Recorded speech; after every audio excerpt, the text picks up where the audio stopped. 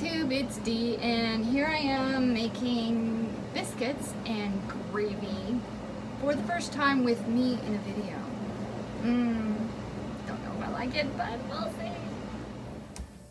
Okay, so let's start with the gravy.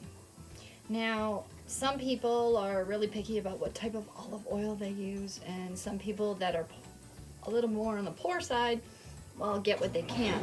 Today, I got olive oil. I got it from Superstore. It was about $8.99 for this whole nice bottle. Okay, so we're heating up the olive oil, and I'm about to soften some onions and mushrooms and a little bit of tomato that was left over from last night's dinner, and this gives a lot of nice flavor for a vegan gravy. So here we are, softening the onions mainly, and I added some garlic and there's something else. Onions, mushrooms, garlic, salt and pepper. Always salt and pepper. Always go for ground sea salt. I really like it, but you can use whatever type of salt you have. Okay, so now when your onions are all nice and soft, you want to add the flour. This is about 2 tablespoons of flour. There we go. So mix in all of the flour. There's my almond milk with apple cider vinegar. Ready to go. Just a little bit at a time. Putting in tamari sauce. It was about 2 tablespoons as well. And my gravy is a little bit thicker than usual, so I'm adding a little bit more almond milk.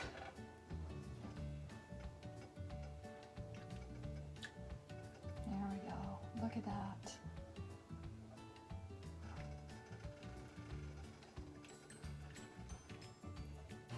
So there we go. Onion mushroom gravy.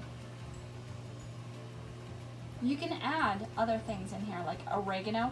Oregano goes really, really well. I think I'll add some oregano. Dried oregano, I don't have any fresh. So I added about a tablespoon of the dried oregano.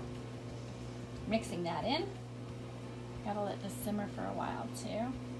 And I took a little taste of it. Oh, yummy. Before I put the oregano in though.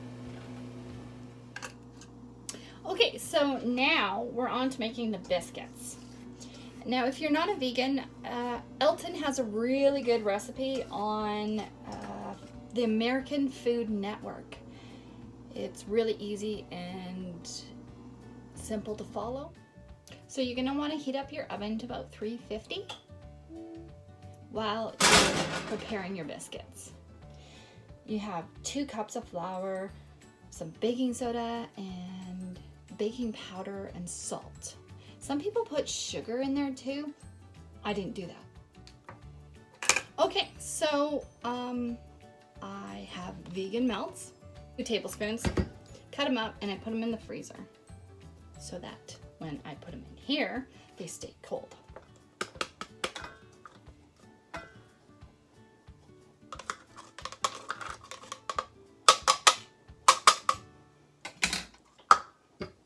Then I use a cutter. Some people use their hands, which is just as good. So earlier, I cut up some cilantro and some onions and some jalapenos, and I crushed some garlic. And then I'm using Daya shreds. They're gonna go in.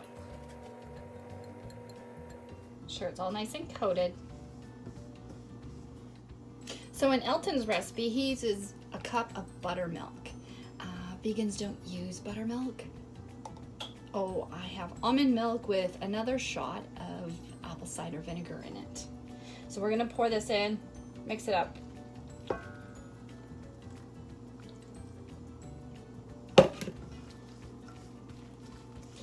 And I'm probably gonna put this in the fridge for a while too.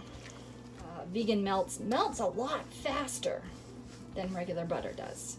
So I kind of want to keep that coldness in there. So we're barely getting this in. It's all kind of nice and mixed up together, as you can see.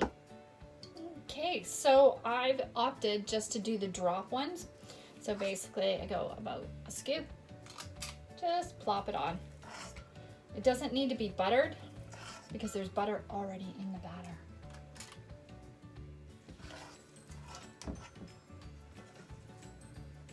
Bit by bit. You want to make sure you get them all on there. Okay, so now you have to put them in the oven. Put mine in for 12. Hey Google, put a timer on for 12 minutes.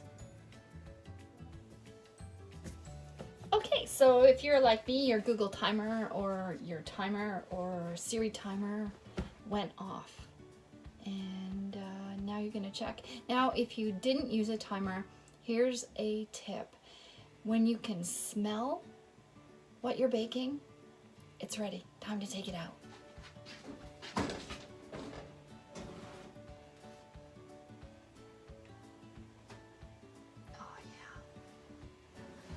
There we go. Nice and ready. So what I did is I checked the bottom. See that? Oh, nice. Hot. Okay, so now give it about 5 minutes to cool. Now that they're cooled off, this is the consistency you inside. That's why you don't want the butter to cool off too much. Yummy.